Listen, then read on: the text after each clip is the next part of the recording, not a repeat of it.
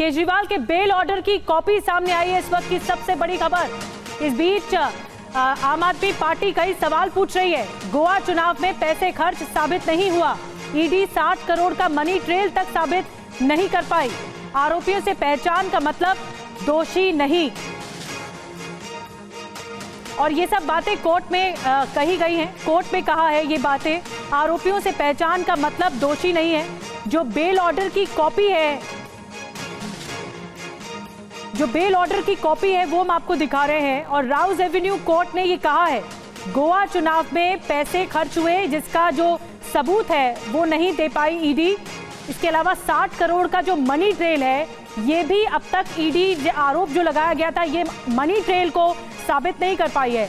आरोपियों से पहचान का जो मतलब है वो दोषी नहीं होता है, ये कोर्ट ने कहा है। इस बेल ऑर्डर की कॉपी को हम आपको दिखा रहे हैं।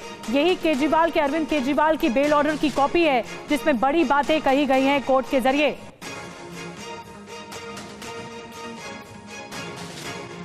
और इस बीच आपको बता दें, मामला हाईकोर्ट पहुंच गया है और हाईकोर्ट में जब तक सुनवाई नहीं हो जाती तब तक जमानत पर फिलहाल रोक है।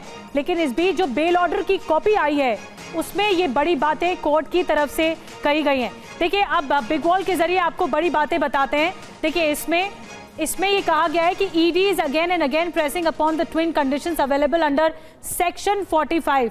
ये 25 नंबर का पॉइंट है। 26 नंबर का पॉइंट देखिए, this is also noticeable that ED is silent about the fact as to how the proceeds of crime have been utilized in assembled elections at Goa by आम आदमी party. ये court ने सवाल पूछा है इस पे और ये कहा है कि जब ये साबित नहीं हो पाया तो ईडी कैसे कह रही थी इस मामले में। और admitted after 2 years the bigger portion of the alleged amount remains to be traced out. इसके अलावा 27 नंबर का पॉइंट देखिए, इसमें भी सवाल उठाए गए हैं ईडी पर ही। There are certain undisputed facts at specified on behalf of the applicant that in the month of July 2022 the material was available with the ED against the accused, but he was called only in August 2023, which shows malified of ED and ED has failed to answer.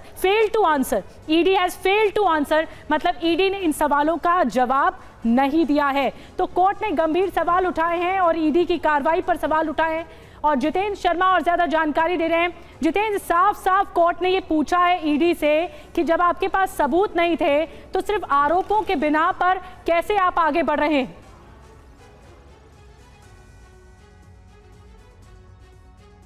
हमारे साथ जुड़ेंगे जितेंद्र जी। जितेंद्र जी बताइए। बिल्कुल देखिए, अगर इस order copy को पढ़े तो उसमें साफ तौर पर कहीं ना कहीं अदालत ने जांच एजेंसी ईडी को ही कटघरे में खड़ा कर दिया है। साफ तौर पर ईडी के इस तर्क पर अदालत में कहा गया, जिसमें ईडी ने कहा था कि जांच एक कला है। उसमें कोर्ट ने अपनी टिप्पणी की कि इसका मतलब यह हो सकता है कि आरोपी के खिलाफ सामग्री, यानी कि जो तथ्य, जो सबूत इकट्ठा किए गए, वो कलात्मक रूप से हासिल किए जा रहे थे। एजेंसी बिना पक्षपात के काम कर रही थी, ऐसा कतई नहीं दिख रहा। तो ये एक अहम टिप्पणी अदालत की जांच एजेंसी के ऊपर, ईडी के ऊपर मानी जा रही है। इसके अलावा जांच अदालत ने यह भी बोला कि जो एजेंसी है वो ये साबित नहीं कर पाई है कि जो सह आरोपी है विजय नायर, जो अरविंद केजरीवाल है, वो उसके संपर्क में थे। इसके अलावा विनोद चौहान और चंद्रप्रीत, जो कि गोवा इलेक्शन के इंचार्ज बताए जा रहे थे उस टाइम, जिनकी अहम भूमिका थी गोवा इलेक्शन में, और जिसमें भी आरोप लगा कि जो 100 करोड़ रुपए साउथ लॉबी से आए थे वो गोवा इलेक्शन में आम आदमी पार्टी ने इस्तेमाल किए।